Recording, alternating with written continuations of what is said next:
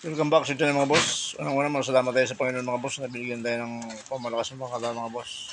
Pangalawa, sa ating mga client natin mga boss na may diwala sa atin mga boss. Yan. Ito pala mga boss yung project natin ng nakaraang taon. Medyo tutuloy natin mga boss. Yan, medyo ginawa natin para na-estimate ko na mga boss yung mga kailangan ng materyales sa ating mga boss. O tingnan nyo naman. Napakatibay niya mga boss. Subali pala ito mga boss, yung islaban na ito buong lote. 90 square meter. Kayang-kaya naman yung mga boss kasi inabahan kong bakol dito. Talagang pang fourth floor yan. Yan mga boss ang proseso. Kaya binisita ko ng mga boss. Kasi ilang araw na lang mga boss, umpisa na to. Yun yung mga boss, mga roblok niya napakatibay. Watch yan talaga yung mga boss. Diyan tinipid. Talagang planado yung mga boss ng may-ari. Sinabi na rin sa akin, kaya ganito na ginawa ko.